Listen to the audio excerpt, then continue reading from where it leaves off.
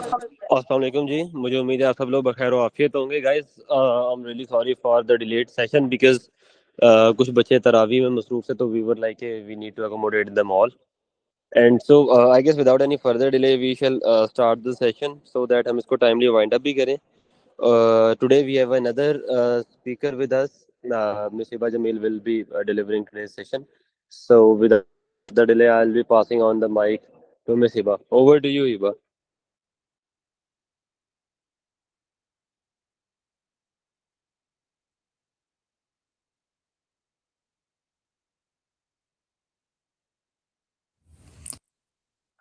Assalamu alaikum everyone. Am I audible? Walaikum assalam. Yes, Hiba, you are audible. Okay, so thank you so much for giving me this opportunity कि मैं आप सबके साथ इस workshop को deliver करूं। So without wasting our time, हम अपनी वर्कशॉप को स्टार्ट करते हैं। So आज जिस पर हम बात करते हैं या मैं जिस पर बात करना चाह रही हूँ वो है the mindfulness and meditation for beginners. So इस वर्कशॉप को स्टार्ट करने से पहले मैं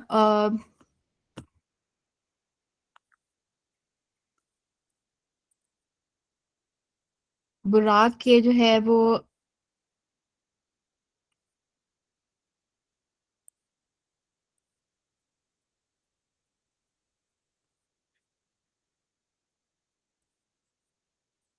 ओके, वेट। ओके, मैं बुराक एसोसिएशन के जो है एम पर बात करना चाहती हूँ कि हमारा एम ये है कि हम यूथ को एम्पावर करें for the betterment of humanity, और हम करंट टाइम के साथ साथ डिजिटलाइजेशन को एम्पावर करें, और हमारी जो वुमेन कम्युनिटी है उसको हम आगे लेके आएं ताकि हम अपने एटमॉस्फेयर को मज़ीद एडवांस कर सकें और चेंज कर सकें। बिफोर स्टार्टिंग आवर वर्कशॉप, थोड़ा सा मैं आपको बताना चाहती हूँ कि हम इसमें क्या क्या अंडरस्टैंड करेंगे। वो है introduction of mindfulness and meditation, history को हम अंडरस्टैंड करेंगे, डिस्पेलिंग मिथ्स मिथ्स हम देखेंगे, टेक्निक्स देखेंगे, meditation according to age from the perspective of Islam, हम इसके बेनिफिट्स देखेंगे, और एट द एंड हम अंडरस्टैंड करेंगे कि हमने आखिर इसको प्रैक्टिस कैसे करना है। ओके, सो सबसे पहले मैं चाहती हूँ कि मैं माइंडफुलनेस को आपको समझा दूँ पहले, फिर हम मेडिटेशन को अंडरस्टैंड करेंगे ताकि जो कॉन्सेप्ट्स हैं ना वो मिक्सअप ना हो जाए। Mindfulness, so what is mindfulness? सबसे पहले हम हिस्ट्री में देखते हैं कि हिस्ट्री में माइंडफुलनेस का क्या लाइक बैकग्राउंड है। तो सबसे पहले हमारे पास जो रिलीजन है वो है हिंदू। हिंदूज वो रिलीजन होता है जिसमें स्कल्प्टर्स की पूजा करते हैं या वो स्कल्प्टर्स को मानते हैं। तो माइंडफुलनेस की जो की रूट्स हैं वो इंडिया से मिलती हैं या हिंदू रिलीजन से मिलती हैं। और हिंदूज जो थे वो सबसे पहले लोग थे जो 4000 से इसको प्रैक्टिस कर रहे थे। सो हम ये भी कह सकते हैं कि जो माइंडफुलनेस है वो सबसे ज़्यादा ओल्डेस्ट प्रैक्टिस होने वाली जो है ना वो स्किल है। फिर जैसे जैसे नॉलेज ट्रांसफ़र होता है, ह्यूमन नेचर है, और एवेल्युएशन आती गई, तो बुद्धिज़्म के कल्चर में भी हमने माइंडफुलनेस के कुछ रूट्स देखे। लेकिन इन्होंने कुछ नेम्स जो है ना वो इंडिकेट किए हुए थे इस प्रैक्टिस के लिए। जैसे वो कहते थे कि माइंडफुलनेस का मतलब है, या ये वर्ड निकला है वर्ड पाली से, और ये वर्ड डिराइव हुआ है एक और वर्ड से जिसका नाम था साथी, और इसका मतलब था कि to remember to observe, means to say कि हम जब किसी भी इन्वायरमेंट में रहें या किसी भी सेटिंग में जाएं तो हमें ये याद रखना चाहिए कि हमने अपने उस इन्वायरमेंट में रह के चीज़ों को ऑब्जर्व करना है। And this is one of the most important part of early mindfulness practicing technique. Okay. अच्छा, अब बुद्धिज्म की कल्चर में इस टेक्निक को सिद्धार्थ गौतमा ने जो है ना फाउंडेड किया था 400 टू 500 बीसीई। बीसीई का मतलब होता है before the common era. Like जो अब हमारा टाइम चल रहा है उससे पहले जो भी स्टडीज हुई, जो भी रिसर्च हुई, वो ठीक है, वो ये मतलब है इसका। तो 1970s में फिर और एवेल्युएशन हुई, 90s में आ गए, फिर वर्ल्ड वॉर्स का टाइम हुआ, तो माइंडफुलनेस जो है फिर वो वेस्टर्न कल्चर में भी जो है ना फर्दर एंटर हुई और इसकी मजीद एक्सटेंशन होती गई। अब एक्सटेंशन इस तरह हुई कि क्योंकि वॉर्स का टाइम था, उसमें हर कल्चर के लोग थे, एशियंस थे, उसमें वेस्ट के लोग थे, वो साथ रहते भी थे, साथ वॉर्स भी लड़ते थे। तो हमारी ह्यूमन नेचर है कि जब हम सब इंसान एक साथ रहते हैं तो उनकी बहुत सी आदत होती हैं, तो हम उसको भी फॉलो करते हैं, कुछ को हम अडॉप्ट भी कर लेते हैं। तो हुआ ये कि वेस्टर्न लोगों ने एशियन लोगों की ये चीज़ें देखी कि माइंडफुलनेस है, कोई चीज़ है जिसको ये प्रैक्टिस करते हैं, ये तो लगता है कि बहुत ही कोई एडवांस चीज़ है। फिर टाइम टू टाइम ऐसा हुआ कि वो इस चीज़ को लर्न करते गए वेस्टर्न लोग, और जब वो अपने होम कंट्री में वापस गए तो वो इसी चीज़ को, माइंडफुलनेस को अपने ही लोगों में अप्लाई करते गए, ताकि वो इस एक्सरसाइजेस से, इस टीचिंग से अपने लोगों को रिट्रीट कर सकें। फिर और एवेल्युएशन हुई, फिर और एडवांसमेंट आई, मॉडर्नाइजेशन आ गई, फिर और माइंडफुलनेस जो है पे बहुत ज़्यादा काम किया एक पर्सनालिटी ने, जो जिसका साइकोलॉजी में बहुत नाम भी है। इसको, इनका जो नाम है वो इस तरह है कि जॉन कैबेट जीन या जॉन कबात जीन, ठीक है, कुछ लोग ऐसे भी पढ़ते हैं, कुछ लोग इस तरह भी पढ़ते हैं, ठीक है, तो आपकी मर्जी, आप जैसे भी पढ़ लें।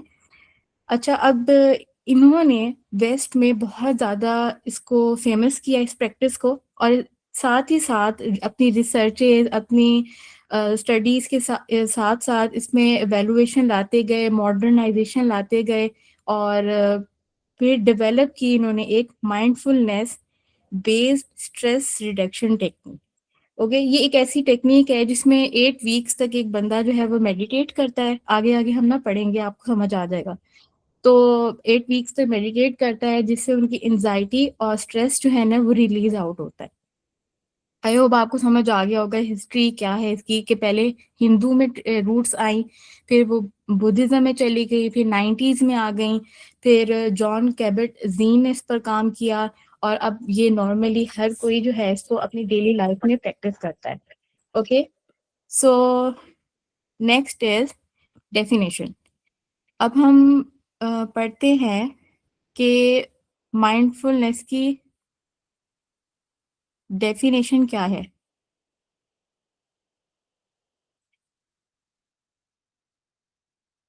Okay, mindfulness is a basic human ability.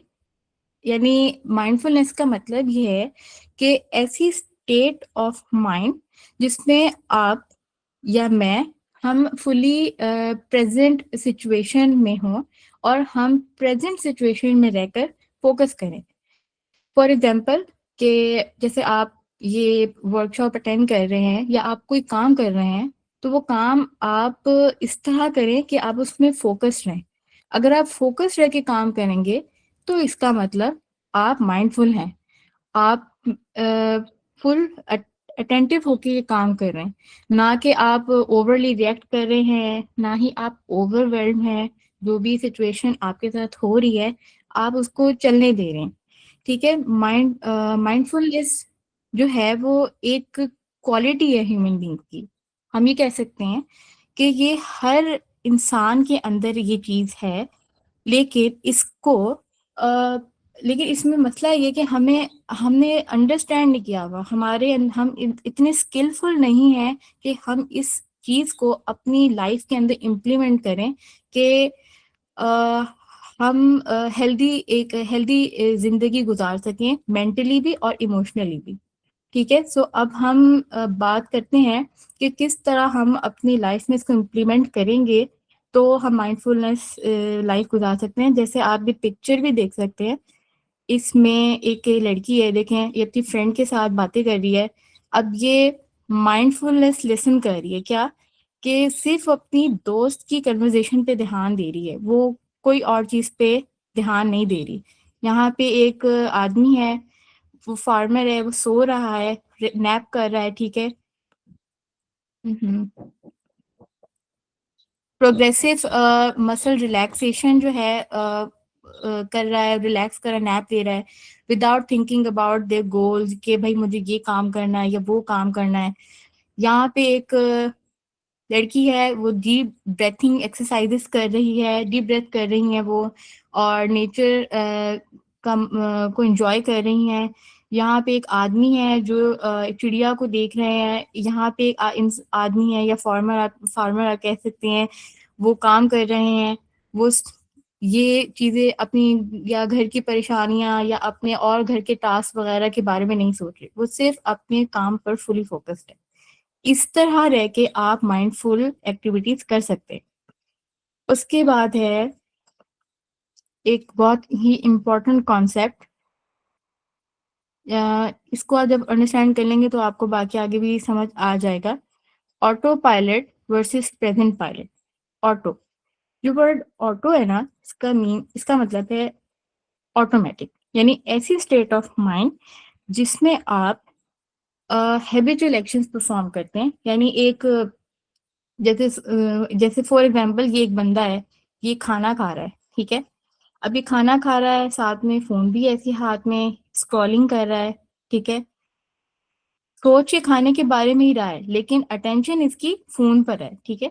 अब ये ऑब्वियसली इस आदत होती है लोगों को, वो खाना खाते हुए फोन भी स्क्रॉल कर रहे होते हैं, तो ये आदत अब एक बन गई है, ठीक है। जब आपकी आदत बन जाती है, वो चीज जब एक बिहेवियर बन जाता है, तो उसको भी ब्रेक करना बहुत मुश्किल है, ठीक है।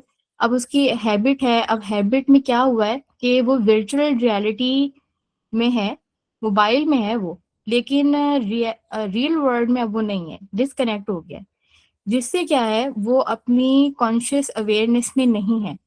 इसको कहते हैं ऑटो पायलट, कि आप बस एक टास्क कर रहे हैं, साइकिल चले जा रहा है आपका डेली का, और विदाउट कॉन्शियस अवेयरनेस, कोई अवेयरनेस नहीं है आपको, कुछ पता नहीं है कि ये सही है, ये गलत है, ये क्या है, ठीक है। इसको हम ऑटो पायलट कहते हैं। प्रेजेंट पायलट की बात करें तो इसमें क्या होता है कि हम प्रैक्टिस करते हैं उन सर्कमस्टांसिस को by living in a present moment and without being judgement. जैसे यहाँ पे एक लड़की है, वो ट्रैफिक सिग्नल का वेट कर रही है, ठीक है। उसने देख लिया है कि यहाँ पे रेड लाइट है, तो वो ट्रिगर हो गई है। अब उसका फोकस जो है ना, वो ज्यादा हो गया है कि रेड लाइट है तो मैंने रुकना है। जैसे ही ग्रीन लाइट होगा, तो वो फौरन से जेब्रा क्रॉसिंग जो है वो क्रॉस कर लेगी, और अपना जो है वो अपने घर चली जाएगी। यहाँ पे सेकंड पे देखें तो एक लड़की है, वो ब्राउनीज वो बनाना चाह रही है, उसके इंग्रेडिएंट्स जो है वो नोट डाउन कर रही है कि मैंने कौन से इंग्रेडिएंट्स लेने हैं, तो वो अपने इंग्रेडिएंट्स को ट्रिगर कर रही है। इस तरह रह के हम ना प्रेजेंट पायलट में रह सकते हैं, ठीक है। उसके बाद हमारे पास उसके बाद एक मैं चीज आपको बताना चाह रही थी कि माइंडफुलनेस के ना कुछ साइंस भी हैं, ठीक है। जैसे कि माइंडफुलनेस का, ठीक है, हमने ये तो मतलब समझ लिया कि भाई हम प्रेजेंट मोमेंट पे रहेंगे तो फोकस करेंगे, और उससे जो है हम अपने पास्ट और फ्यूचर में जो है ना की थिंकिंग के बारे में हम नहीं रहेंगे, ठीक है। अब वो लोग जो माइंडफुलनेस प्रैक्टिस नहीं करते, उनके साथ होता क्या है, जब आप माइंडफुल नहीं रहते तो आपके ऊपर से क्या गुजर रही होती है। होता असल में ये है कि जब आप कोई काम कर रहे होते हैं without being aware of it, तो आपको नहीं समझ आ रहा होता कि आप क्या कर रहे हैं। फॉर एग्जाम्पल, आप किसी जॉब में काम कर रहे हैं, और आप उस जॉब में उसी एक्सपर्टीज की बेस पे हायर हुए हैं, क्योंकि हमारा जो ब्रेन है वो हर टाइम किसी ना किसी थिंकिंग पैटर्न में ही रहता है। तो जिसकी वजह से क्या होता है कि हम अपना सही काम भी सही तरीके से नहीं कर पा रहे होते हैं। क्यों? क्योंकि हम समटाइम्स उसके बारे में डरे हुए होते हैं, हम अनकॉन्फिडेंट होते हैं, या तो हम अपने पास्ट में स्टक होते हैं, या हम अपने फ्यूचर के बारे में कंसर्न होते हैं।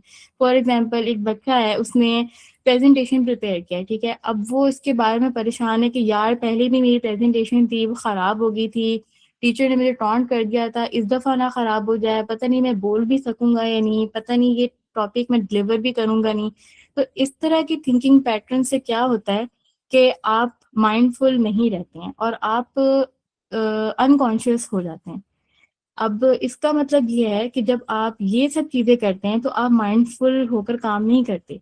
तो जब आप माइंडफुल होते हैं तो आप टोटली प्रेजेंट होते हैं। Okay. Autopilot versus present pilot, but from the perspective of awareness, attention, response and experience. Side by side दोनों को देखेंगे, कंपेयर करेंगे। अवेयरनेस की बात करें ऑटो पायलट में, तो इसमें हमारे पास अवेयरनेस नहीं होती, ठीक है। हमारा जो माइंड है वो हमेशा पास्ट और फ्यूचर के थॉट्स में ही जो है ना वो उसके अराउंड घूमता रहता है। प्रेजेंट में बात करें तो हम फुली अवेयर होते हैं, हम अपने करंट एक्सपीरियंस को एंजॉय करते हैं, हर चीज़ को ऑब्जर्व करते हैं डीपली। ऑटो पायलट में अटेंशन की बात करें तो हम अनकॉन्शियस होते हैं, या हमारा बिहेवियर बहुत ही माइंडलेस होता है। हम कोई भी काम कर रहे होते हैं तो वो हम सोचे बगैर कर रहे होते हैं। अब जैसे जो बच्चे यूनिवर्सिटी जाते हैं, उनका एक यही शेड्यूल होता है ना कि वो सुबह उठते हैं, ब्रेकफास्ट करते हैं, तैयार होते हैं, यूनिवर्सिटी जाते हैं, यूनिवर्सिटी से आते हैं, सो जाते हैं। अब ये एक साइकिल चलता रहता है, लेकिन हम उस पर अटेंशन नहीं देते कि यार आइदर ये हमारे लिए सही भी है कि नहीं, हमें इसमें कुछ चेंजेस करनी चाहिए कि या नहीं। प्रेजेंट पायलट में क्या होता है कि हम इंटेंशनली अपने हर दिन को देखते हैं और उसमें कोई ना कोई ऑल्टरनेशंस करते हैं, कोई नई एक्टिविटीज लेके आते हैं जिससे हमारा अटेंशन भी अच्छा होता है और हम अपने हर टास्क को स्किलफुली भी करते हैं। ऑटो पायलट में रिस्पॉन्स हमारा ऑलमोस्ट बेसलेस ही होता है, ठीक है, इसका, और नॉन प्रोडक्टिव होता है, क्योंकि वही हम अपनी हैबिट्स में स्ट्रक रहते हैं और कोई न्यू रिस्पॉन्स हम जनरेट नहीं करते। अगर प्रेजेंट में देखें तो हमारा जो रिस्पॉन्स है वो काफ़ी प्रोडक्टिव होता है।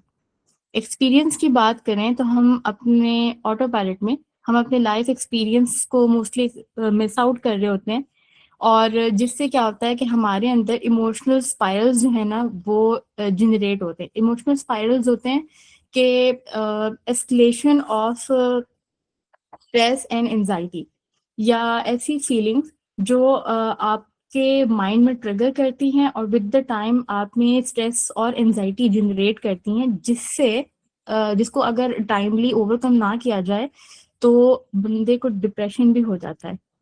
और मोस्ट ऑफ द केसेस जो है ना डिप्रेशन के और एंजाइटी के, वो जनरलाइज एंजाइटी डिसऑर्डर के, वो इसी वजह से ही बिल्डअप होते हैं, इमोशनल स्पाइरल्स की वजह से।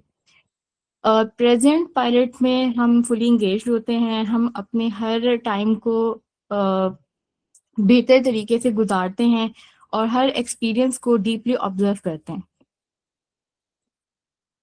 Now let's talk about, I hope आपको समझ आ गया होगा, और अगर आपको ना आए तो आप पीछे पूछ भी सकते हैं। Core elements of mindfulness. Core elements of mindfulness, 3 elements हैं हमारे पास। These are the ABC of mindfulness, okay? Awareness, acceptance, present moment, ठीक है। अब इसको हम थोड़ा सा और डिटेल में देखते हैं कि आखिर इसका मतलब क्या है। मैं इसमें साथ ही ना आपको बेनिफिट्स भी बताती हूँ माइंडफुलनेस के, कि जब हम सबसे पहले प्रेजेंट मोमेंट, कि अगर हम प्रेजेंट मोमेंट में रहते हैं, यानी हम अपने करंट सिचुएशन में अपनी सारे फोकस को रखते हैं, या करंट सिचुएशन में रह के अपना हर काम करते हैं, तो उससे क्या होता है, हम माइंडफुल होते हैं। और जब आप माइंडफुल होते हैं तो आप अपने प्रेजेंट और पास्ट में नहीं होते, ठीक है। प्रेजेंट और पास्ट के सिनेरियोस के बारे में कंसर्न नहीं होते, बल्कि क्योंकि अगर आप ऐसा करें तो आपका जो स्ट्रेस है और एंजाइटी है वो इंक्रीज होता है, क्योंकि हमारा स्ट्रेस एंजाइटी है जो है वो हमारा लिंक है हमारे पास्ट और फ्यूचर से। और जब हम अपने पास्ट और फ्यूचर के बारे में सोचते हैं तो वो तो उससे हम बहुत ज़्यादा हमारे अंदर टेंशन जो है ना वो इंक्रीज होता है, जो कि एट द एंड हम हमारे मेंटल स्टेट के लिए बहुत ज़्यादा नुकसानदेह है। अब हम स्ट्रेस और एंजाइटी में जाते क्यों हैं? वो हम इसलिए जाते हैं क्योंकि हमें या तो गिल्ट होता है, या हम रिग्रेट फील करते हैं, बहुत ज़्यादा शेम फील करते हैं। कोई भी इंसिडेंट होता है, या तो पास्ट का होता है, फ्यूचर का होता है, हम उसमें ही खुद को कनेक्टेड रखते हैं, जिसकी वजह से हम अपने प्रेजेंट मोमेंट से बिल्कुल आउट हो जाते हैं, और हमारा जो फोकस है करंट सिचुएशन वाला, या करंट सिचुएशन में रहने के लिए, वो बिल्कुल डिक्लाइन हो जाता है। तो प्रेजेंट मोमेंट में अगर आप रहेंगे तो आपकी टेंशन रिलीज होगी, जिससे आपकी जो ब्रेन पावर है वो बहुत अच्छी हो सकती है, ब्रेन हेल्थ आपकी अच्छी होगी। अवेयरनेस है और एक्सेप्टेंस है, इसमें रहने से क्या होता है? अवेयरनेस का मतलब है कि आप जो भी काम कर रहे हैं, कोई भी, आप किसी रेस्टोरेंट में हैं, आप ट्रैफिक में हैं, आप स्कूल में हैं, आप जॉब में हैं, तो आप अपने उस एरिया पे अटेंशन दें, purposeful attention दें by living in the present moment without being judgment about your thoughts, feeling and body sensations and their surroundings। जैसे और एक्सेप्टेंस का मतलब है कि आप हर सिचुएशन को, हर चीज को एक्सेप्ट करें, उसको एम्ब्रेस करें, एक्नॉलेज करें, और जो भी एक्सपीरियंस है उसको करंट सिनेरियो में रह के उसको आप गुजारें। ठीक है? जैसे जो लोग अगर आप माइंडफुल हैं, या वो लोग जो माइंडफुल होते हैं, उनकी अवेयरनेस, कंसंट्रेशन, फोकस और एक्सेप्टेंस बहुत अच्छी होती है, क्योंकि वो प्रेजेंट टाइम में होते हैं, और वो फिर हर चीज को बहुत डीपली ऑब्जर्व करते हैं। और जो लोग हर चीज को ऑब्जर्व करते हैं ना डीपली, उनकी ना कि सिर्फ अटेंशन, परसेप्शन अच्छी होती है, उनकी लर्निंग और मेमोरी बहुत शार्प होती है।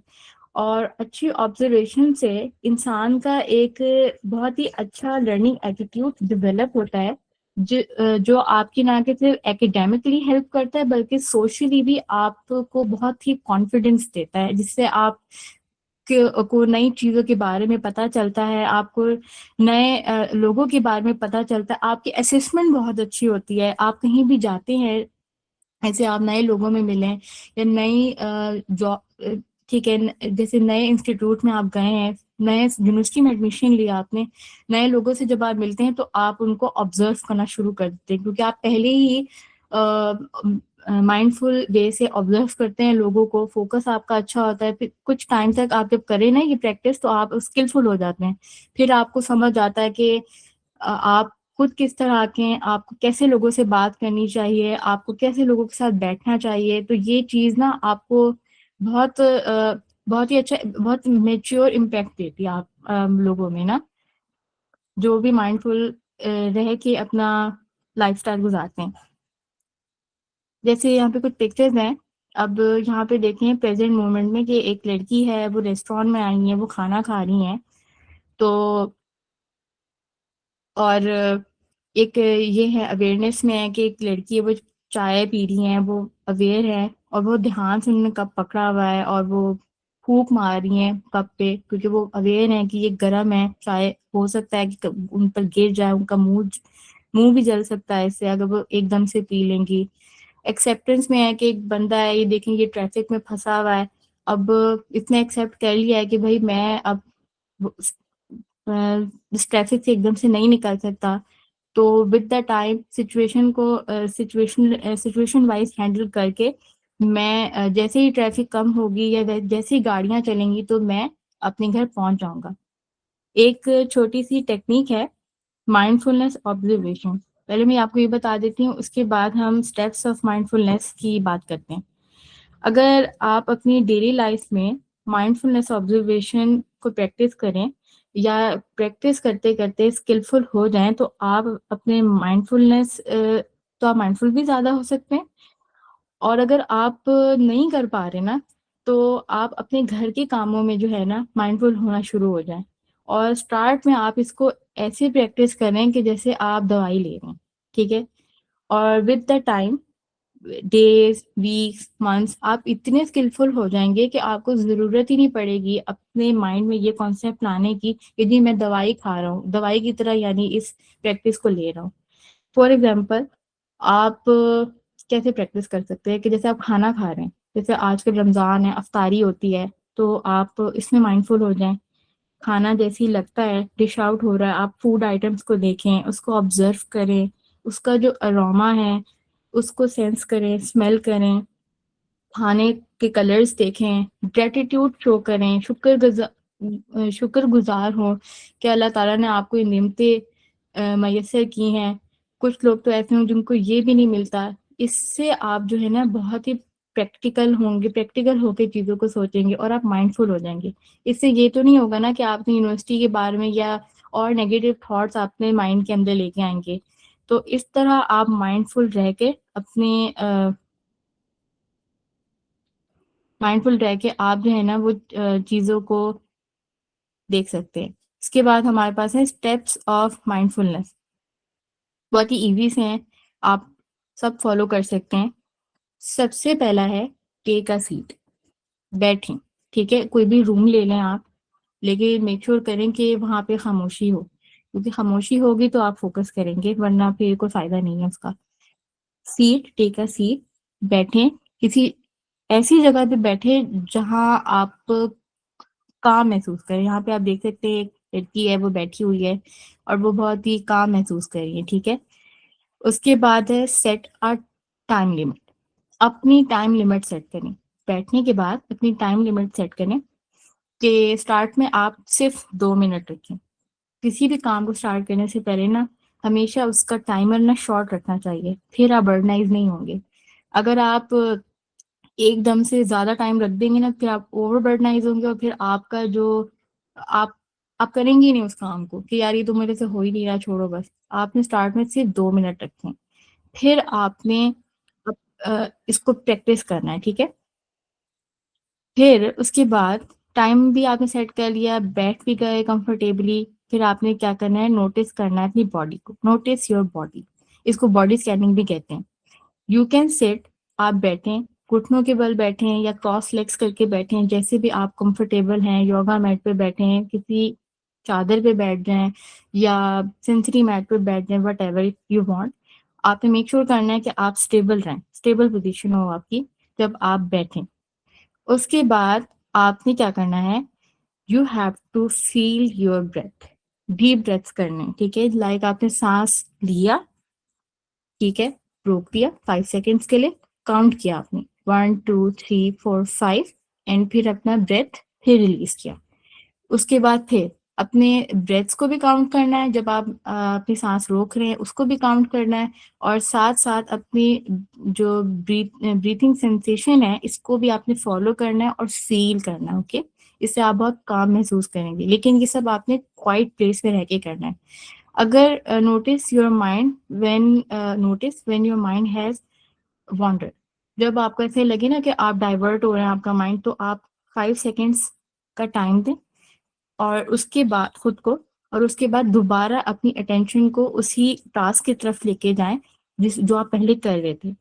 B kind to your wandered mind, अपने आप खुद के बारे में जजमेंट ना दें कि भाई मैं तो 2 मिनट भी ये नहीं कर सका। ऐसा नहीं है, जब आप कंसिस्टेंटली एक काम करेंगे तो टाइम टू टाइम की हैबिट बन जाएगी और फिर आपका बिहेवियर बिल्ड हो जाएगा। और जब किसी चीज का बिहेवियर बिल्ड हो जाता है ना, तो फिर अ, वो खत्म नहीं होता फिर, बल्कि तो अच्छी बात है कि आपका पॉजिटिव बिहेवियर बिल्ड होगा। कुछ मिथ्स हैं माइंडफुलनेस के बारे में जो पहले के लोग सोचते हैं या अभी भी लोग सोचते हैं।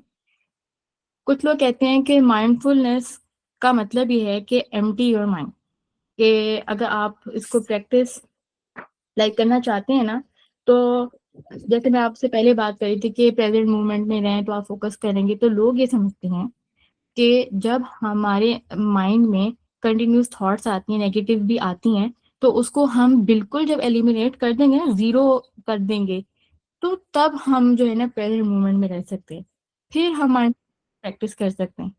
हालांकि एक्चुअल में ऐसा नहीं है। आवर माइंड्स आर डिजाइन, हमारा जो ब्रेन है वो डिजाइन ही ऐसे हुआ है कि हम सोचें।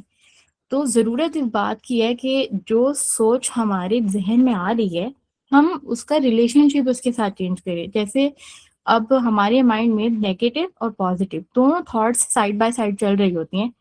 क्योंकि हमने पॉजिटिव को ज्यादा रखना है, तो हमें ये सीखना होगा, हमें ऐसे कोपिंग मैकेनिज्म्स प्रैक्टिस करने होंगे या अपनी लाइफ में अडॉप्ट करने होंगे कि हम अपनी नेगेटिव थॉट्स को ओवरकम कर लें, ताकि हम पॉजिटिव को अपनी लाइफ में इम्प्लीमेंट करें और नेगेटिव को आने ही ना दें। इससे भी कंट्रोल हो सकता है। ठीक है, तो बिल एम्प्टी योर माइंड, ये तो बिल्कुल मिथ है और ये अप्लाई होता भी नहीं। बिकमिंग इमोशनलेस के क्योंकि जैसे हम पहले देख रहे थे कि वो एक बंदा था, वो ट्रैफिक में फंस गया था, वो गुस्से उसने गुस्सा नहीं किया, बल्कि उसने एक्सेप्ट एक्सेप्ट किया और सिचुएशन को सिचुएशनल वाइज हैंडल कर लिया। ऐसा भी नहीं है कि आप बिल्कुल ही इमोशनलेस हो जाएं, कुछ महसूस ही ना करें।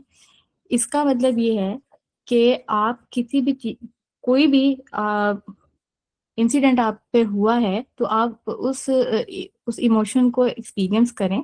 ठीक है, और उसको अपने ऊपर ओवरवेल्म ना होने दें।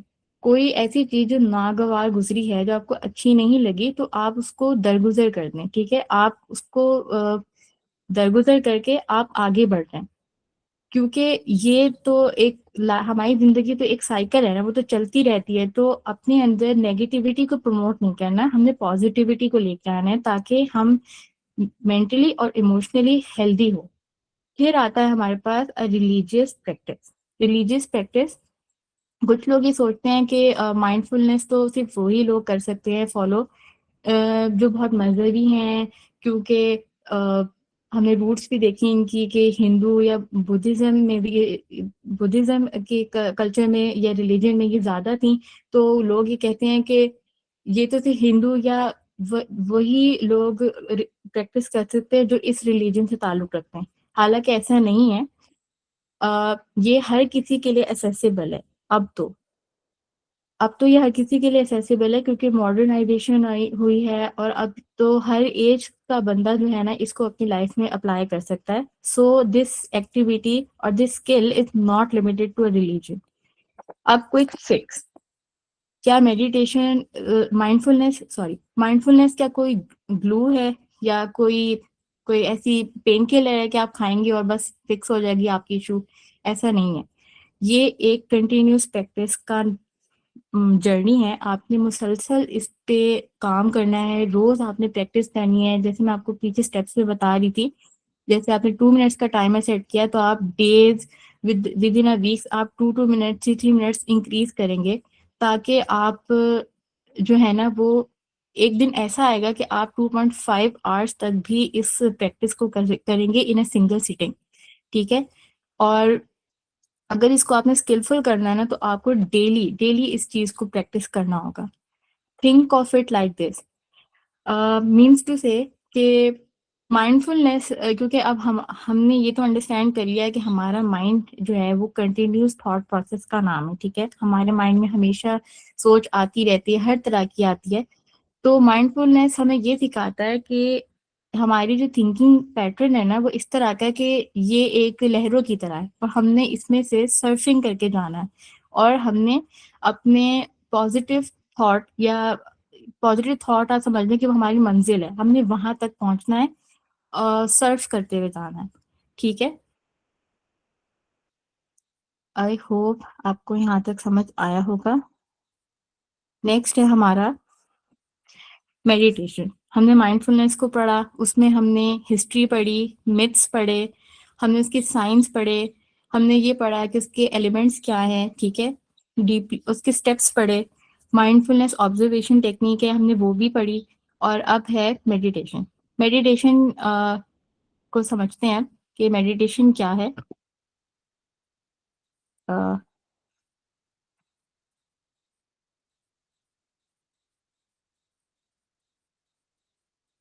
अगर आपको कोई क्वेश्चन है ना तो आप एट द एंड कर लीजिएगा, ठीक है? Thank you.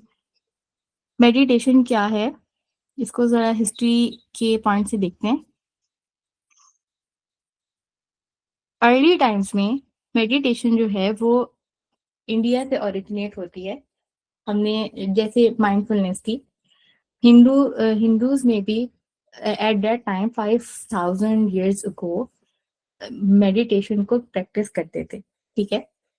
उसके बाद वैल्यूएशन हुई, ट्रांसफर हुआ इंफॉर्मेशन, जैसे हमारी ह्यूमन नेचर है और मॉडर्न हिस्ट्री में भी बट मेडिटेशन आई, but beyond the religion. Okay, modernization आ गई, सिविलाइजेशन आई, बहुत से कॉन्सेप्ट्स श्रिंक हुए, बहुत से नई चीजें आई और 20th सेंचुरी में it become accessible for everyone. जिस तरह माइंडफुलनेस को एक नाम दिया गया था, ऐसे ही मेडिटेशन को भी नाम दिया था और वो था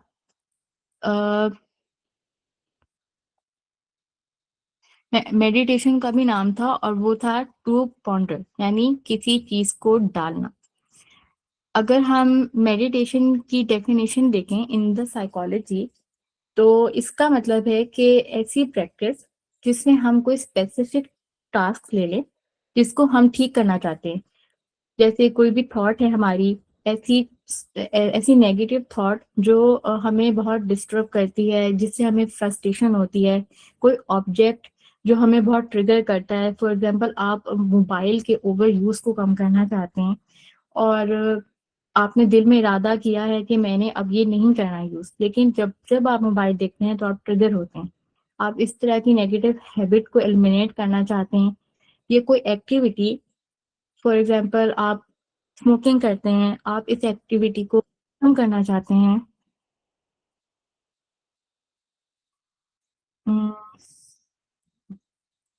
ओके,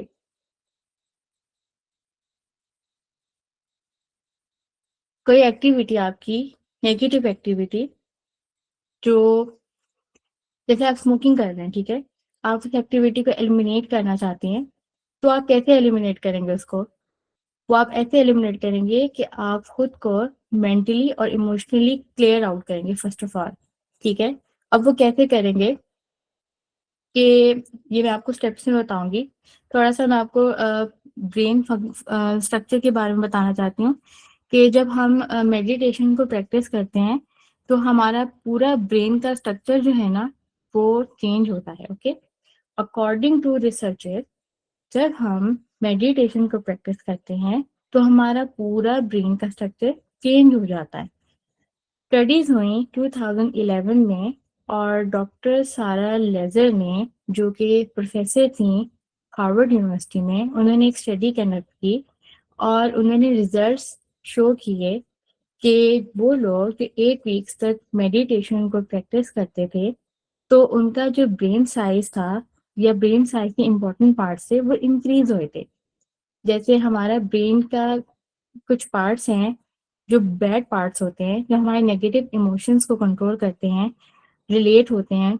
तो जो लोग मेडिटेशन करते हैं तो उनके जो बैड इमोशंस होते हैं और बैड पार्ट्स होते हैं ब्रेन के, वो श्रिंक हो जाते हैं।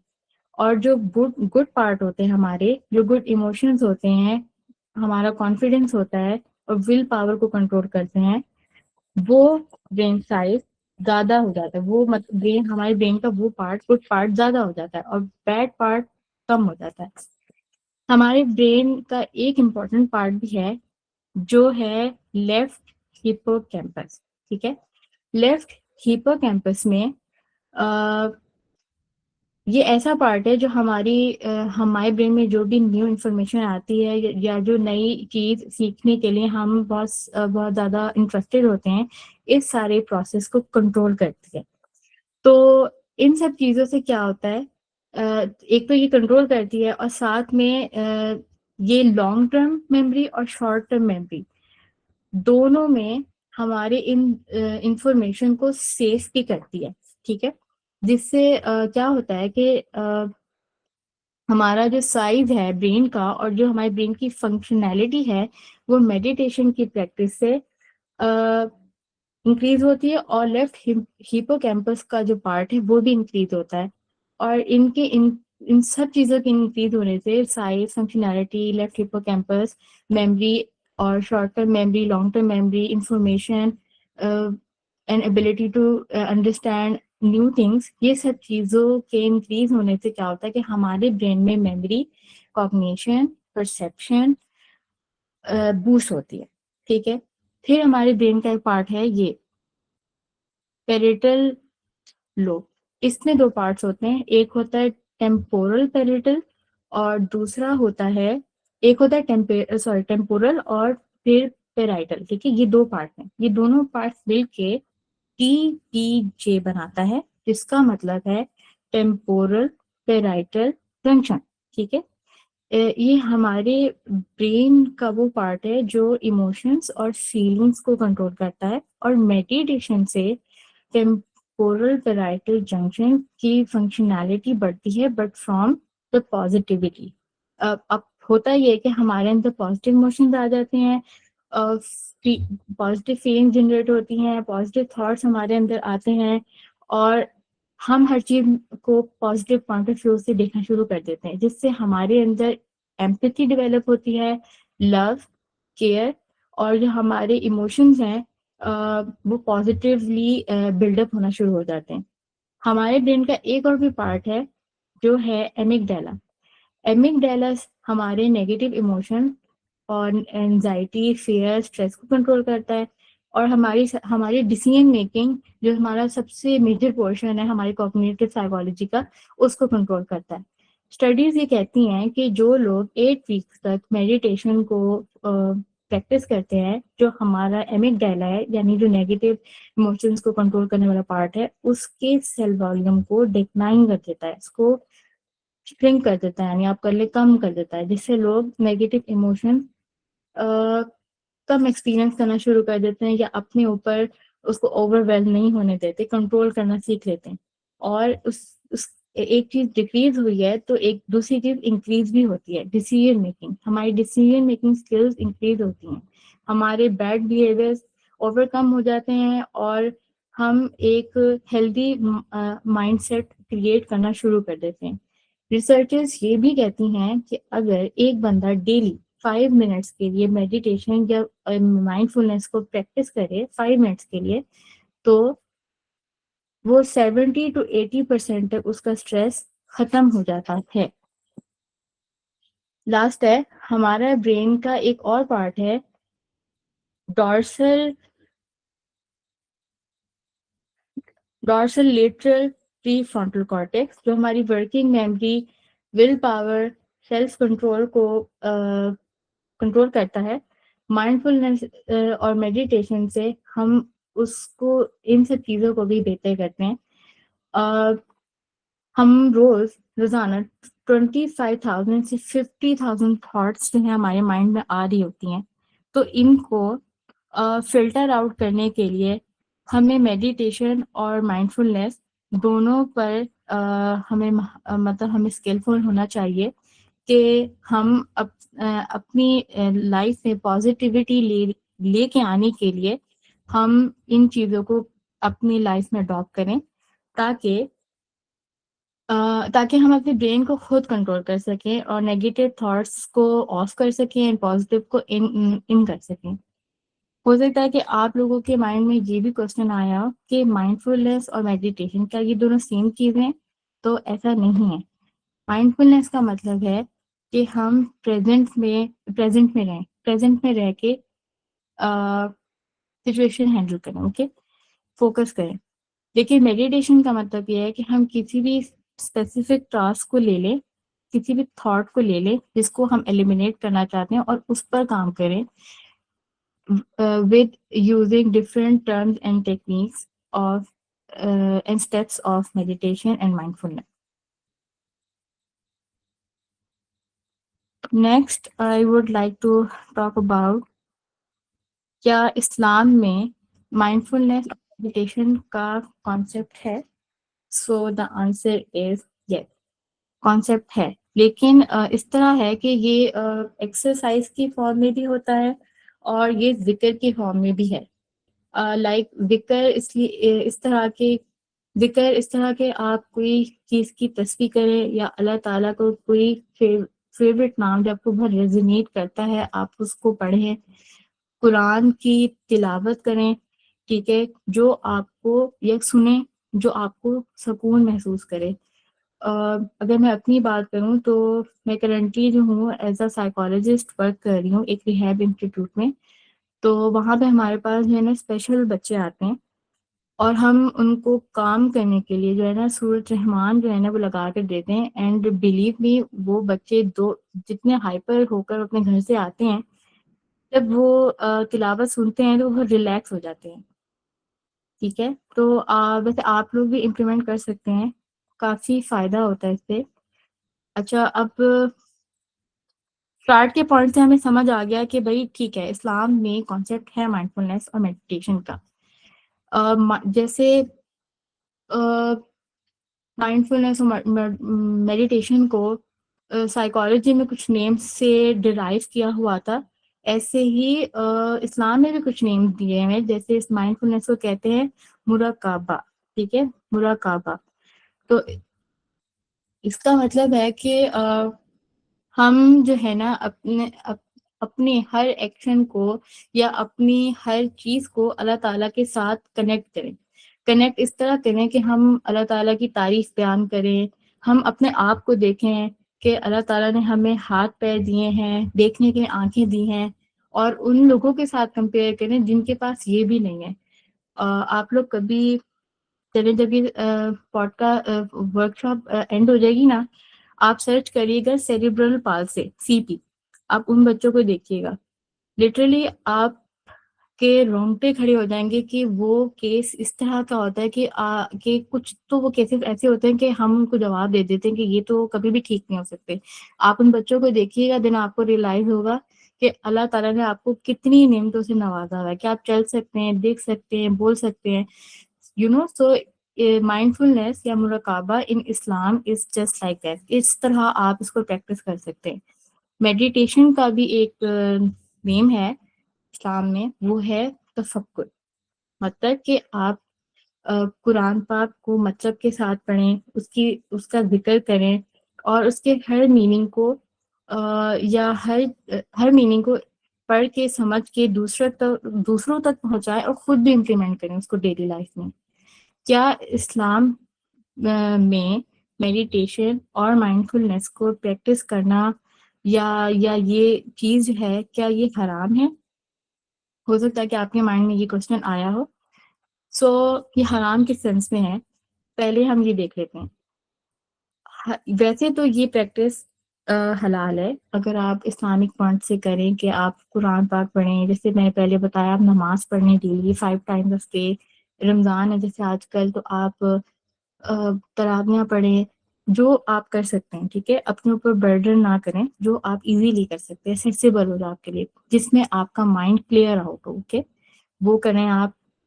लेकिन ये हराम के सेंस में होगा जब आप ये प्रैक्टिस तो कर रहे हैं लेकिन उसमें किसी रिलीजन की इमिटेशन आ जाए कि जैसे कुछ प्रैक्टिस ऐसी हों कि उसमें वो वही चीज़ें हिंदूज़ भी कर रहे हों, तो फिर वो आपके लिए जो है ना वो हराम कंसीडर होगी। तो आपने प्लीज़ ये मेक श्योर करना है कि ये एक आइदर किसी रिलीजन के साथ इमिटेट तो नहीं कर रही, कोई कॉपी तो नहीं हो रही। आजकल आपने देखा ना कि ट्रेंड बन गया है, लोग जो है एक चीज़ देख लेते हैं और ब्लाइंडली उसको फॉलो करना शुरू कर देते हैं, तो आपने वो नहीं करना, ठीक है? अब मैं आपको थोड़ा-सा बताती हूँ कि हम मेडिटेशन और माइंडफुलनेस को इस्लाम में कैसे प्रैक्टिस कर सकते हैं। सबसे पहला है, चूज़ अ क्वाइट प्लेस। खामोशी वाली जगह सेलेक्ट करें अपने लिए, साफ जगह हो। सफाई निस्फ़ ईमान है, ये ऐसे ही नहीं है। जब एक रूम क्लीन होता है तो आपको खुद भी अच्छा लगता है कि ठीक है, साफ-सुथरा, वो आपको बहुत रिलैक्स एनवायरनमेंट देता है। एक रिलैक्स फीलिंग देता है आपको। अगर रूम में बहुत ज़्यादा कपड़े बिखरे हुए हों या कोई चीज़ सेट ना हुई है, तो वो आपको ऑलरेडी इतना ट्रिगर करेगी कि आप अपने टास्क की तरफ फ़ोकस ही नहीं कर सकेंगे। वज़ू करें, क्लीन करें खुद को अच्छे तरीके से, जैसे वज़ू हमें बताया गया है इस्लाम में, आप ऐसे करें, साफ कपड़े पहनें, सिट कंफर्टेबली, आरामदेह जगह पे बैठें, अपनी पोजीशन को देखें कि आप स्टेबल हैं कि नहीं। सॉरी। चूज अ जिक्र, कोई भी जिक्र जो आप जो आप आसानी से पढ़ सकते हैं, अ, वो चूज कर लें। कोई अल्लाह ताला के नाम आप चूज कर लें। कुछ लोग तो अल्लाह ताला के नाम भी पढ़ते हैं, आप वो भी पढ़ सकते हैं एज जिक्र। डिसाइड करें, उस जिक्र को आहिस्ता आहिस्ता पढ़ें, जब या गैप्स लेके पढ़ लें। सपोज आपने 10 टाइम्स पढ़ लिया है, थोड़ा सा गैप ले लें, फिर आप 10 टाइम्स पढ़ लें। इस तरह करने, तस्बीह की फॉर्म में बेशक आप ना पढ़ें। और कम और जो है साथ ही जो है अपनी अल्लाह ताला की प्रेजेंस को जो है वो मेक श्योर उसको आप अल्लाह ताला की प्रेजेंस को in in the form of nature जो है वो आप ट्रेस करें, उसको एक्नॉलेज करें, और इससे अल्लाह ताला के साथ आपका कनेक्शन और डीप डाउन होगा। कि आप अपने अराउंड में देखें, नेचर देखें, अल्लाह ताला ने कितनी प्यारी नेचर बनाई है हमारी, और किस तरह हमें अल्लाह ताला ने हर चीज़ प्रोवाइड की है। अपने माइंडफुलनेस के नॉलेज को या प्रैक्टिस को एक्सपेंड करें, लोगों तक पहुंचाएं, खुद भी करें, लेकिन पहुंचाएं इस तरह कि उसमें शो ऑफ ना हो। As a in a sense of knowledge आप उनको डिलीवर कर सकते हैं। अपनी थॉट्स और फीलिंग जो एक्शन है वो उसको आप ऑब्जर्व करें, और इस तरह ऑब्जर्व करें कि अल्लाह ताला आपको नोटिस कर रहे हैं, आपकी हर एक्शन को नोटिस किया जा रहा है। It's just like a camera, कि आपको कैमरा जो है वो देख रहा है, डिटेक्ट कर रहा है आपकी हर चीज़ को। गाइडेंस लें अगर आपको मुश्किल हो रही है मेडिटेशन और माइंडफुलनेस करने में from the point of Islam, तो आप गाइडेंस ले सकते हैं किसी से। आजकल तो यूट्यूब चैनल्स भरे हुए हैं, इतने इस्लामिक स्कॉलर्स हैं, आप उनकी किसी भी प्रैक्टिस को फॉलो कर सकते हैं। उसके बाद है हमारे पास बेनिफिट्स, इस्लाम में या वैसे भी इनके क्या बेनिफिट्स हैं। मेडिटेशन और माइंडफुलनेस से हम हमारा स्ट्रेस रिलीज होता है, क्योंकि हम इससे सेल्फ रेगुलेटरी मैकेनिज्म एक तो हम अडॉप्ट करते हैं। हम हमारे अंदर खुद फ्रस्ट्रेशन, एंगर, चिड़चिड़ापन जैसे होता है, हम उसको रिलीज आउट कर सकते हैं, उससे उस पे ओवरकम करना सीख लेते हैं। हमारा अटेंशन और फोकस बहुत अच्छा हो जाता है, हमारी ऑब्जर्वेशन स्किल्स बहुत अच्छी होती हैं, जिससे हमारे अंदर लोगों चीज़ों को डीपली असेसमेंट करने की एबिलिटी इंक्रीज होती है। हमारा अल्लाह ताला के साथ कनेक्शन अच्छा होता है जब हम नेचर को देखते हैं, जब हम अपने आप को किसी उस बंदे के साथ कंपेयर करते हैं जो हमसे कमतर होता है। हमारे अंदर जब अल्लाह ताला के साथ एक कनेक्शन डेवलप होता है, तो हम हमारे अंदर एम्पैथी, केयर और ऐसी चीज़ें भी, इमोशंस भी डेवलप होते हैं, जो हमारे अपने साथ साथ दूसरों के लिए भी फ़ायदेमंद होते हैं। इमोशनली रेगुलेट हो जाते हैं हम, इमोशंस को रेगुलेट करना हमें आता है, और जिसके इन रिस्पॉन्स हमें एक हेल्दी पिक्चर मिलती है अपनी हमें। हम ग्रेटिट्यूड इंक्रीज होता है, शुक्रगुजारी, जैसे मैं आपको पहले एग्जांपल दे रही थी कि जब हम खाना खाएं या इफ्तारी पे बैठें, तो आप खाने को देखें, ग्रेटिट्यूड हों, शुक्रगुज़ार हों कि अल्लाह ताला ने आपको नेमतें दी हैं। खाली यही नहीं, आप जब कार में सफ़र करें, तो आप पैदल चलने वालों को देखें कि इतनी गर्मी में या इतनी सर्दी में देखें वो पैदल चल रहे हैं। आपके पास एटलीस्ट ये नेसेसरी तो है कि आप कार को ड्राइव कर सकते हैं, आप खुद आ जा सकते हैं या चला सकते हैं। कुछ लोग तो ऐसे होते हैं जो चला भी नहीं सकते। अगर मैं अपनी बात करूँ, तो आई एम डिसेबल और मैं कार खुद नहीं चला सकती, कुछ भी खुद नहीं चला सकती मैं। तो मैं लोग कुछ लोगों पे डिपेंडेंट हूँ, जितना होता है मैं अपना खुद करती हूँ। लेकिन कुछ बहुत से लोग कहते हैं मुझे, यार आप ऐसा ना सोचा करें, लेकिन एक डिपेंडेंसी तो है, एक माइंड है मेरा बना हुआ है, तो वो अब मैं एलिमिनेट तो नहीं कर सकती। हाँ, ओवरकम मैं उस चीज़ को ज़रूर कर सकती हूँ। क्या माइंडफुलनेस और मेडिटेशन एज रिस्ट्रिक्टिव है? तो नहीं, हम हर एज के लोगों के साथ या हर एज का बंदा इसको प्रैक्टिस कर सकता है। जैसे छोटे बच्चे हैं जो प्री स्कूलर्स होते हैं, मैंने आपको पहले ही बताया कि मैं अ, छोटे बच्चों की साइकोलॉजिस्ट हूँ। तो हमारे पास कुछ प्री स्कूलर्स भी आते हैं जिनको लर्निंग डिसेबिलिटीज होती हैं, तो हम उनके साथ कुछ प्लेफुल एक्टिविटीज करते हैं, म्यूजिकल चेयर या हम उनके साथ फिजिकल एक्टिविटीज करते हैं जिससे वो अपने फोकसफुली वो प्ले करते हैं हमारे साथ, guided meditation with the stories. इसमें यानी कहानियां सुनाना बच्चों को, लेकिन वो कहानियां इस तरह की हों कि वो मॉरलफुल हों, उसमें कोई सबक हो बच्चों के लिए। और ब्रीदिंग एक्सरसाइजेज, अच्छा बच्चों को जब हम करवाते हैं ना तो ब्रीदिंग भी कहते हैं इसको वैसे ब्लोइंग एक्सरसाइजेस भी कहते हैं, ब्लोइंग की फॉर्म में होती हैं ये ब्रीदिंग, क्योंकि सांस रोकना सांस बाहर निकालना इतनी बच्चों में सेंस नहीं होती कि वो ये चीज कर सके, तो हम ब्लोइंग की फॉर्म में करवाते हैं। अगर ओल्डर या टीनेजर्स की बात करें तो उनके लिए कुछ मोर स्ट्रक्चर्ड प्लान हो सकते हैं कि हम एक वीक होगा पूरा, उस वीक में हम उनको डिफरेंट टास्क देते हैं कि आज आपने डीप ब्रीथिंग करनी है, आज आपने योगा करना है, आज आपने बॉडी स्कैनिंग करनी है, आज आपने वॉक करने जाना है आज। और साथ हम उनको कोई डायरी दे सकते हैं कि आप जैसे माइंडफुलनेस जर्नलिंग कर सकते हैं वो, कि आप जब बाहर जाएं तो जो चीज़ आपको अच्छी लगे वो आप उसको लिख लें, जो फूल आपको अच्छा लगे वो आप रख लें अपने पास। इस तरह की भी जर्नलिंग्स होती है, आपने शायद नेट पे देखा हो, वो लोग डायरीज पे जो है वो कोई थीम ले लेते हैं, जैसे वाटर थीम ले ली, नेचर थीम ले ली, और फिर उससे रिलेटेड कुछ स्टिकर्स वगैरह लगाते हैं। तो ये भी एक लाइक जर्नलिंग है। माइंडफुल लाइक एक माइंडफुलनेस या मेडिटेशन टेक्निक है भी, मेडिटेशन एप्स होती हैं, माइंडफुलनेस एप्स होती हैं। At the end of session में आपको 2-3 एप्स भी मैं आपको बता देती हूँ बल्कि। एक है माइंडफुलनेस ऐप और एक है mindfulness head app, I think इस तरह की है, हेड माइंडफुलनेस ऐप। मैं कंफर्म करके आपको बता दूंगी। तो इसमें ऐसे होता है कि ना आपका पूरा ना शेड्यूल बना हुआ होता है, उसमें पूरा आपको वो दिया हुआ होता है उन्होंने, एज उसमें आप अपना नाम डालते हैं, एज और हर चीज आपको क्या क्या आपको डिफिकल्टीज आ रही हैं, फिर वो आपको उसी से रिलेटेड सारा आपको शेड्यूल देता है कि आपने आज के दिन ये करना है, इतने स्टेप्स फॉलो करने हैं आपने। इवन ये जो हम कहते हैं ना इतने गिलास पानी पीना है, ये भी एक माइंडफुल एक्टिविटी है।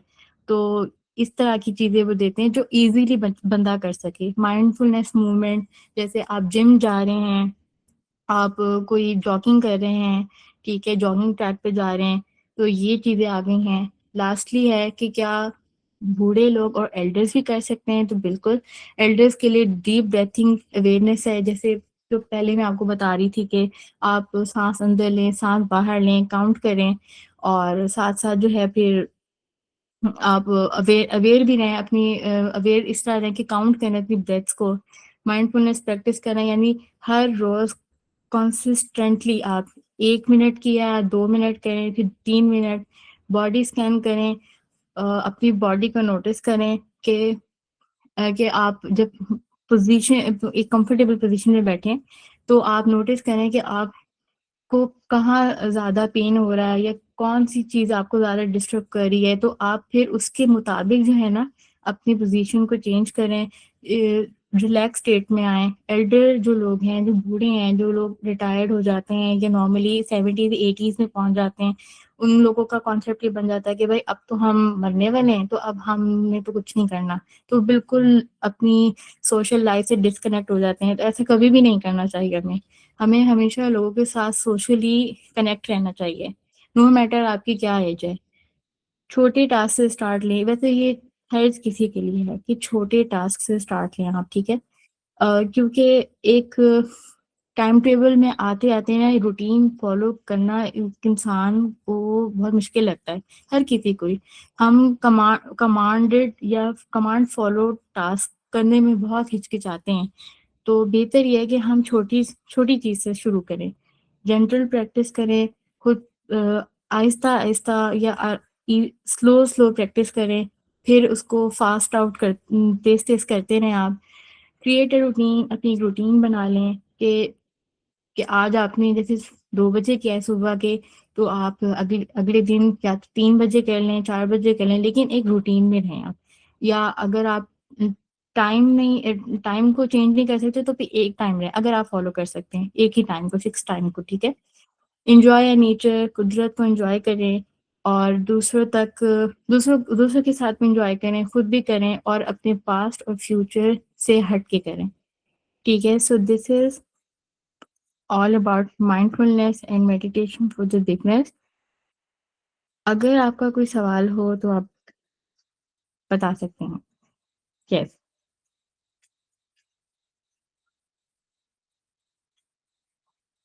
If you have any question then please let me know. Ma'am मुझे पूछना था आपसे। जी जी जी, पूछें। Thank you. Ma'am negative thoughts को ड्यूरिंग माइंडफुलनेस अगर हम कर रहे हैं तो उस टाइम पे नेगेटिव थॉट्स आती हैं या वैसे भी थॉट्स आती हैं, उस टाइम पे हम कैसे काम करें? उस टाइम पे कैसे काम करें? यस, कोई ड्यूरिंग मेडिटेशन। अगर कोई आप एक थॉट बता दें, पोज। ड्यूरिंग मेडिटेशन कई किस्म की थॉट्स आ रही होती हैं, ज़्यादातर पास्ट की, ज़्यादातर फ्यूचर की होता है। यहाँ पे मतलब जिसके लिए हम स्ट्रेस होते हैं उसके रिलेटेड आ रही होती है थॉट्स।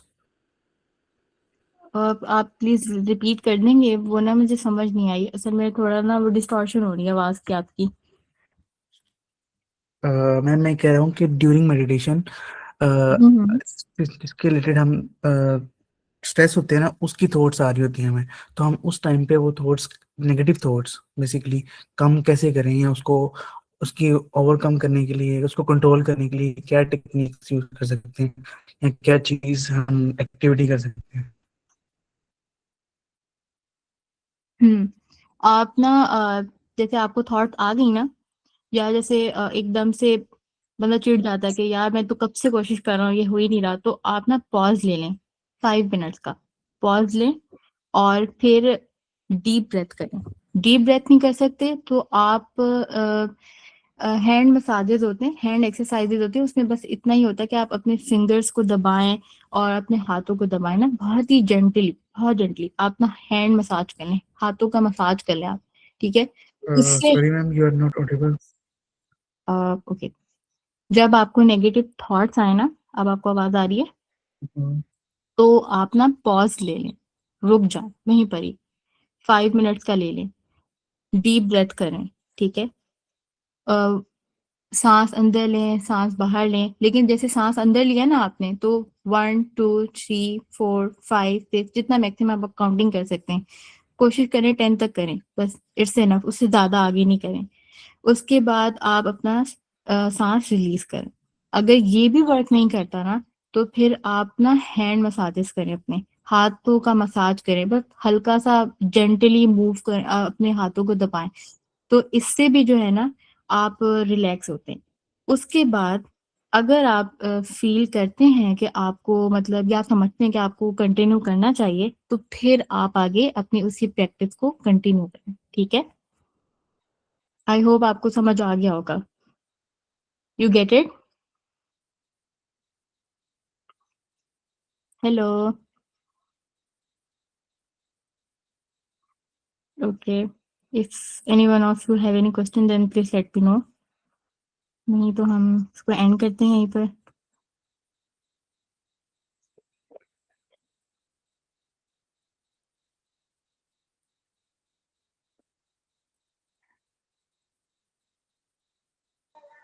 अस्सलाम वालेकुम। अच्छा मैम, मैंने पूछना था कि अगर किड्स के केस में कोई मतलब बहुत टेंट्रम्स, क्योंकि सोशल लाइक वो स्क्रीन टाइम की वजह से बच्चों में चीज़ें आ रही हैं, जी बहुत जी ज़्यादा जी जी टेंट्रम्स शो कर रहे हैं, और लाइक समटाइम्स वो अनकंट्रोलेबल हो जाते हैं, लाइक इफ 7 year old जी, kid is बिल्कुल। behaving like a 2 years old kid, तो उसको कैसे मैनेज करना चाहिए?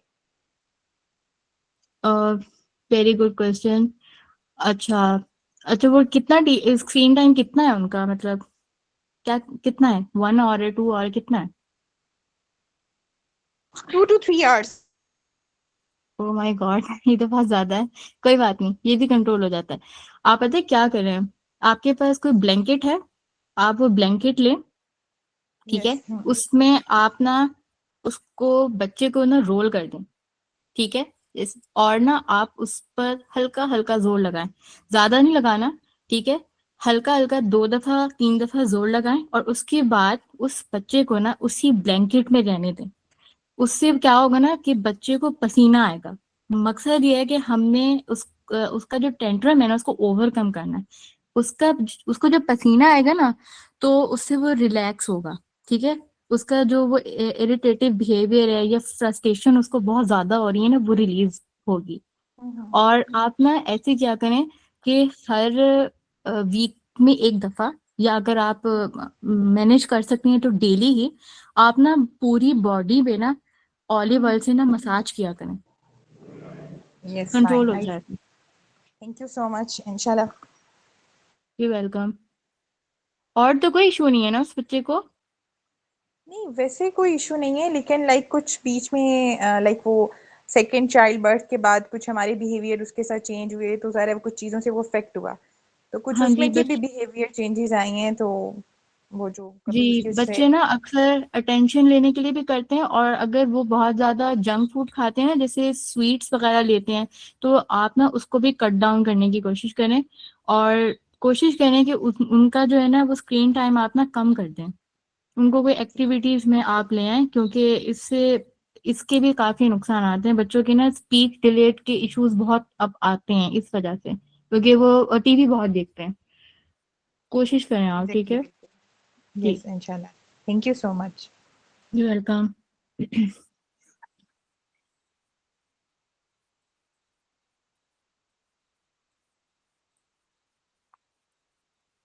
Does anyone have any question? Ma'am I would like to just give an opinion कि आप कुछ किड्स साइकोलॉजी से रिलेटेड भी प्लान कीजिएगा, बिकॉज फॉर बिजी मॉम्स ये बहुत एक बड़ा इशू है टू मैनेज किड्स टेंट्रम्स, और ये सब चीज़ें बहुत आ गई हैं बच्चों में। Sure sure, thank you so much, मैं ज़रूर प्लान करूँगी। यस, असल असल में ना ऑडियंस पे भी डिपेंड करता है, लेकिन चलिए ठीक है, आपने कहा है तो फॉर द अवेयरनेस भी हमें चाहिए कि हम ये चीज़ें बिल्कुल हम लोगों तक पहुंचाएं, क्योंकि हमारे अवाम में ना बिल्कुल भी अवेयरनेस नहीं है इस बारे में। आजकल ना ऑटिज्म इतना ज़्यादा हो गया है कि लोग उसको मजाक ही लेते हैं, सही बात है। तो बिल्कुल हमें करना चाहिए इस पर काम। श्योर, हमने नोट कर लिया, हम इस पे इंशाल्लाह प्लान करते हैं एक series. Okay ma'am, okay, means a lot, thanks. You welcome. Ma'am आप एप्स के बारे में बता रही थी जो कि माइंडफुलनेस में काम आएंगी। जी जी जी, मैंने सर्च की हुई है, मैं आपको बताती हूँ। जी मैम। ये ना फ्री एप्स है, ठीक है। तो इसमें कोई आपको कोई पेमेंट वगैरह नहीं करनी पड़ेगी। एक है द माइंडफुलनेस ऐप, ठीक जी है। मैम। इसका एक ब्लू ब्लू सा लोगो है। और है एक इनसाइड टाइमर मेडिटेशन ऐप। और एक है काम काम स्लीप मेडिटेट रिलैक्स, ये है, ये 3 ऐप्स हैं। तो आप आपको मिली? मैम लास्ट वाली आपने कौन सी बताई, काम मेडिटेट? एक मिनट, काम स्लीप मेडिटेट रिलैक्स, ये है ऐप का नाम। उसके लोगो पे ना काम भी लिखा हुआ है, CALM। मैम फर्स्ट वाली आपने बताई है माइंड दी माइंडफुलनेस ऐप, और दूसरी आपने बताई है इनसाइड टाइमर, और जी तीसरी आपने जी बताई है काम स्लीप मेडिटेट एंड रिलैक्स। जी जी, आपको ओके मिली? मैम, ओके, मैं नोट डाउन कर लिया, मैं ये इसके बारे में देखता हूँ। ठीक है। आप अपना फीडबैक जरूर शेयर करिएगा हमारे साथ, ठीक जी। है। मैम मैंने ये चीज़ नोट की है कि मतलब ना यहाँ पे टीनेजर्स भी हैं मतलब कुछ, तो हमारे लिहाज से ये चीज़, कुछ चीज़ें हमें मतलब हमारी ऊपर के लेवल की थी, और कुछ चीज़ें थी मतलब जो हम चाह रहे थे कि ये चीज़ें मतलब रिक्वायरमेंट्स जैसा टेक्निक्स, कुछ एक्टिविटीज़ जिससे मतलब डायरेक्टली हम आपके साथ इंगेज हो सकें, वो चीज़ चाह रहे थे हम। आप मुझे बता दें आपको। और हम वैसे ना ये ना वैसे काफी एक्सटेंसिव टॉपिक है, हम इसको आगे भी लेके जा सकते हैं। अगर आप टेक्निक्स टाइप सीखना चाहते हैं ना तो मुझे आप बता दें, मैं प्लान कर लेती हूँ। लेकिन वो अगर मैं टेक्निक्स ऐड करती ना, मैंने की हुई थी, तो वो बहुत एक्सपेंसिव चला जाता है। वो 3-4 घंटे का टॉपिक बन जाता, आप लोग खुद ही गायब हो जाते थे। मुझे आप बता दें, मैं प्लान कर लेती हूँ, फिर हम उस पे टेक्निक्स पे भी बात कर लेते हैं एक्सटेंसिवली। क्योंकि मैम टेक्निक में इसलिए बेसिकली कह रहा हूँ क्योंकि इससे हम आपसे ज़्यादा इंगेज ज़्यादा अच्छे से हो सकते हैं, मतलब इंटरेस्टिंग लगता है थोड़ा सा कि यार ये चीज़ चल रही है, ये हमारे मतलब टोटली रिलेट कर सकते हैं हम।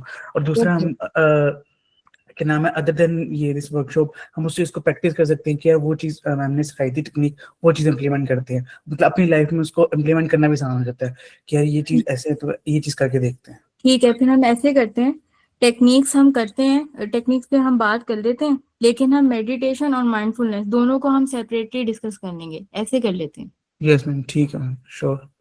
चलिए ठीक है, मैंने नोट कर लिया है, हम इस पे भी बात कर लेंगे।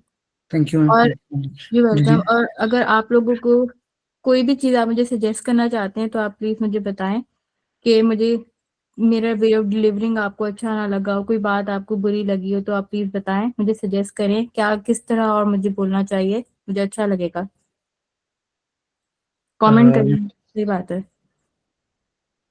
मैम बस एक रिक्वेस्ट है, यही है कि मैम कुछ टेक्निक्स की तरफ, मतलब प्रैक्टिकल नॉलेज की तरफ ज़्यादा मतलब हमें लेके जाएं, ओके। मतलब जिसे हम इम्प्लीमेंट भी कर सकें, बाद में प्रैक्टिकल खुद भी कर सकें और फिर एनालाइज कर सकें। जिस तरह आपने भी बताया था ना स्कैनिंग बॉडी, अब इसके लिए कुछ आप ट्रिक्स बता देती हैं हमें या कुछ एक्टिविटीज बता देती कि इस तरह स्कैन करो अपने बॉडी चेंजेस के लिहाज से, मतलब कि ताकि हम ना बाद में रिलेट कर सकें चीज़ों को ओके। और प्रैक्टिस कर सकें okay. Through out life. I hope आप पॉइंट जी जी, मेरा pick कर लेंगे। मुझे समझ आ गया, ठीक है। और किसी का कोई क्वेश्चन हो तो हम्म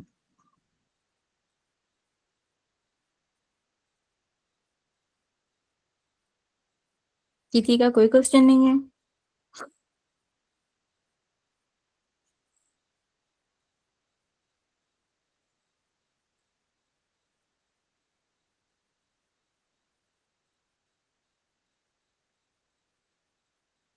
नो मैम।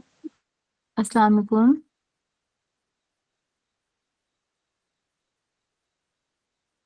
हेलो। यस, वालेकुम सलाम। जी जी। मैम कोई और क्वेश्चन नहीं है अभी? नहीं, मैं भी पूछ, कोई क्वेश्चन नहीं है और किसी का? बस ये जो उन्होंने बात की है कि मैम वो भी बेनिफिशियल होगा, टेक्निक्स वाला हम इस तरह का कुछ रखें जो प्रैक्टिकली हेल्पफुल रहेगा हमें। जी, आपके लिए तो वैसे भी बहुत ज़्यादा टेक्निक्स की ज़रूरत है, क्योंकि आप तो ऑल टाइम बिजी रहती हैं। यस। नहीं नहीं, बिल्कुल सबके लिए ज़रूरी है। Can we end the session now? I think अब किसी का कोई क्वेश्चन नहीं है। Yes ma'am, okay. Thank you so much. अल्लाह हाफिज़ मैम।